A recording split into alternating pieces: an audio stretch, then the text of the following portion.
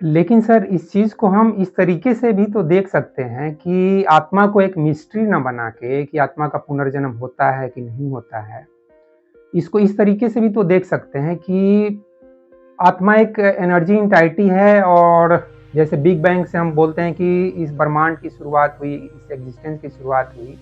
तो उसी तरह से जब बिग बैंग से इस एग्जिस्टेंस की शुरुआत हुई या उससे पहले से मान लीजिए ये एग्जिस्टेंस है अनादि अनंत काल से, जैसा कि हमारे ऋषि मुनि और वेद पुराण जो बताते हैं, तो मैं भी मान लेता हूँ कि ये अनंत समय से है।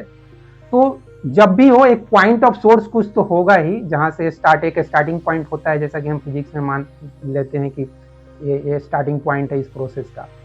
तो जब भी एक पॉइंट से स्टार्ट हुआ है, एक पॉइंट सोर्स से स्टार्ट हुआ है हमारी जर्नी, और हर एक व्यक्ति की एक पॉइंट सोर्स से स्टार्ट हो जाता है जर्नी। कोई हो सकता है एक सोर्स हो, एक स्टार्टिंग पॉइंट पे एक बहुत बड़ा सोर्स हो और उसी पॉइंट से सभी का जर्नी स्टार्ट होता हो, और हर एक व्यक्ति अपनी जर्नी अपने तरीके से, अपनी इच्छाओं के हिसाब से, अपनी वृत्तियों के हिसाब से, नॉट ओनली वृत्ति क्यों केवल कहना, इस मामले में मैं आचार्य प्रशांत का बिल्कुल अगेंस्ट में चला जाता हूँ कि सिर्फ वृत्ति क्यों बोलना है। सिर्फ हमारे अंदर लस्ट थोड़ी जो है, हमारे अंदर कुछ इंटेलिजेंस है, हमारे अंदर कुछ टैलेंट है। एक सिंगर के अंदर सिंगिंग करने का टैलेंट है, एक एक्टर के अंदर एक्टिंग करने का टैलेंट है, एक डॉक्टर के अंदर डॉक्टरी करने का टैलेंट है, सर्जरी करने का टैलेंट है, एक इंजीनियर के अंदर घर बनाने, पुल बनाने का टैलेंट है।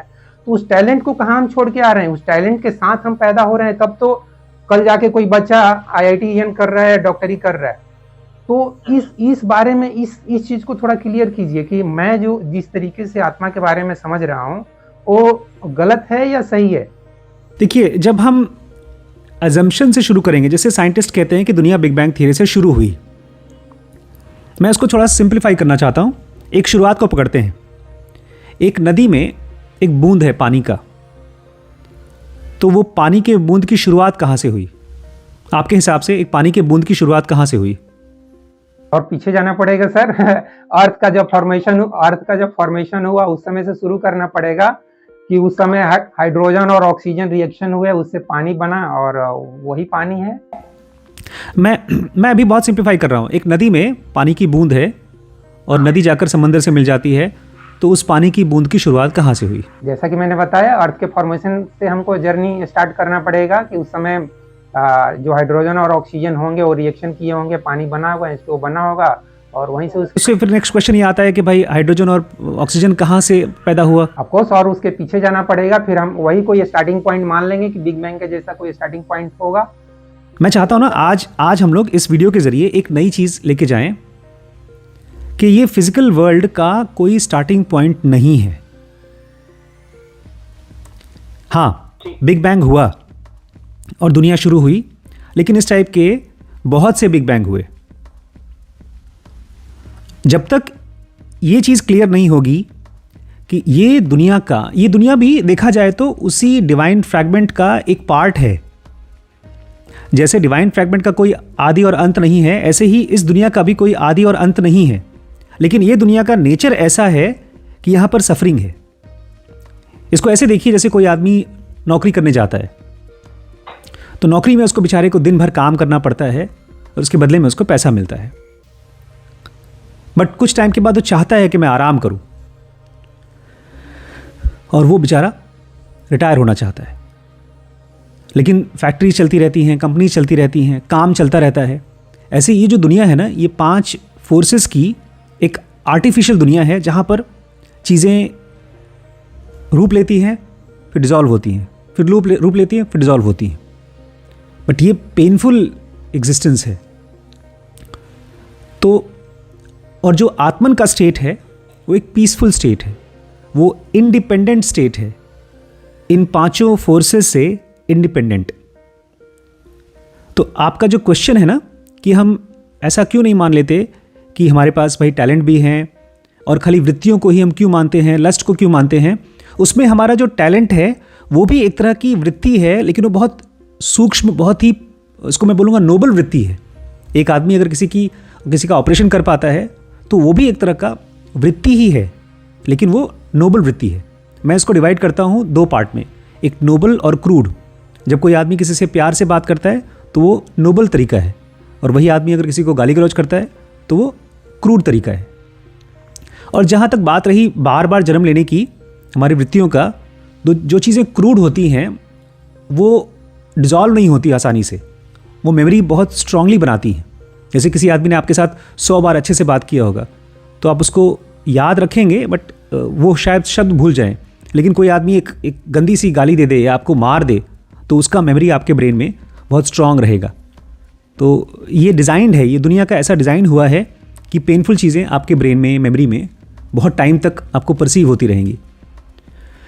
तो ये चीज़ें डेफिनेशन की चीज़ हैं अभय जी। इसमें ऐसा नहीं है कि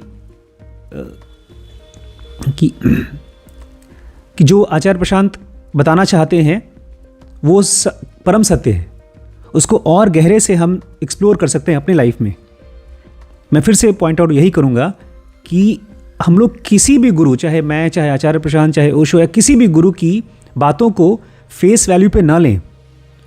उसको हम अपने ब्रेन में स्टडी करके अपनी लाइफ में डालकर उसके बाद उसको जिएं और तब समझें, और फिर वो हमारा सच होगा और हमारी अपनी डेफिनेशन होगी।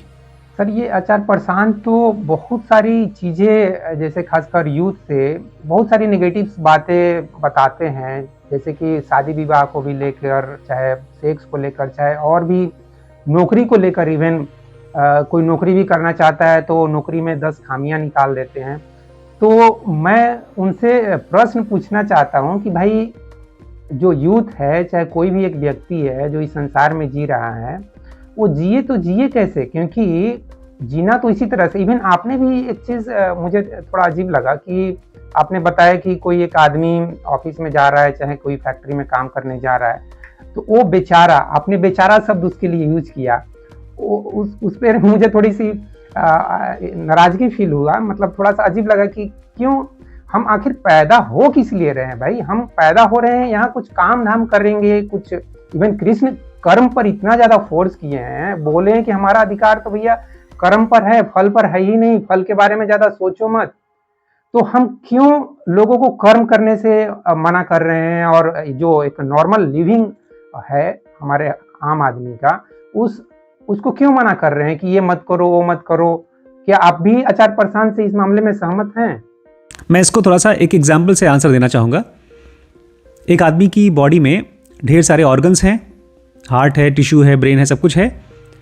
अब वो आदमी हो गया बीमार, तो उसकी बॉडी में जो इम्यूनिटी के सेल्स हैं, जो बीमारी से लड़ने वाले जो सेल्स होते हैं, वो एक्टिवेट हो गए और वो काम कर रहे हैं। तो क्या आप चाहते हैं कि वो अपना कर्म करते रहें, कभी आराम न करें? फिर यहाँ पे फिर अगेन वो सिर्फ नेगेटिव वालों को पकड़। नहीं, मैं फिर से मैं पॉजिटिव पे आऊँगा।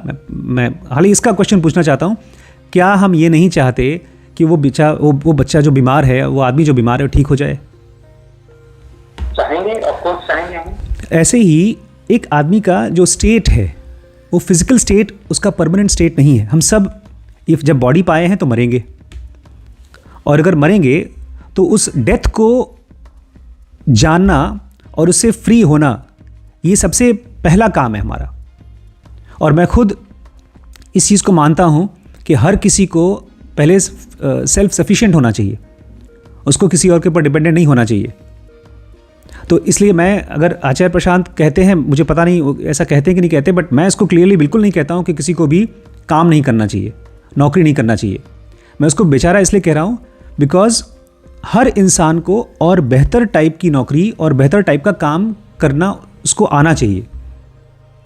एक मज़दूर है तो मज़दूर को और अच्छा काम आना चाहिए, ताकि वो थोड़ा कम अपने आप को पेन सफरिंग दे करके ज़्यादा अच्छी ज़िंदगी दे सके। तो मैं कहीं पर भी कर्म को ना करने के लिए प्रपोज नहीं कर रहा हूँ, मेरे बेचारे से आप ये मतलब मत निकालिए। लेकिन एट द सेम टाइम ये फिजिकल बॉडी डिज़ाइंड है एनलाइटनमेंट के लिए और फ्री होने के लिए, खाली चक्र में घूमने के लिए नहीं है। लेकिन जब तक जिंदा हैं, जब तक सांस ले रहे हैं, भूख है, बॉडी है, तब तक अपने को इसके लिए रिसोर्सेज इकट्ठा करने के लिए काम करना होगा। तो ये अजम्पशन मत निकालिए कि मैं कर्म ना करने के लिए प्रपोज कर रहा हूँ। मैं खुद रोज़ कर्म करता हूँ, मैं पेशेंट देखता हूँ, मैं आपसे बात कर रहा हूँ, हम लोग कर्म कर रहे हैं। लेकिन उसको और बेहतर तरीके से करना हमको पूछना चाहिए कि और कैसे हो सकता है। ये जो कर्म का रिफाइनमेंट है वो भी होना चाहिए। इसलिए भगवान कृष्ण अर्जुन से खाली ये नहीं कहते हैं कि तुम मारो, वो ये कहते हैं सेल्फ को समझते हुए मारो और इसको और सूक्ष्म करो। तुम अपने अंदर की ईगो को डिसॉल्व, मारते मारते अपने ईगो को डिसॉल्व भी होने दो। ये जो मूवमेंट है ना, कर्म को करते करते सेल्फ का डिसोल्यूशन, ये हम लोग भूल जाते हैं और इसीलिए हम मारते मारते अपने आप को और ज़्यादा, अपनी ईगो को और ज़्यादा मजबूत कर लेते हैं। जो भी काम करते करते हमारा ईगो मजबूत होने लगता है और जब डेथ होती है तो वो जो सख्त मोटा सा ईगो होता है वो बेचारे को, उसको टक्कर लगती है और फिर भी ख़त्म नहीं होता है, फिर से जन्म लेता है। तो मैं चाहता हूँ इस सख्त जो गंदा सख्त ईगो सेल्फ बन रहा है उसको डिसॉल्व होने के लिए हमको काम ज़रूर करना चाहिए।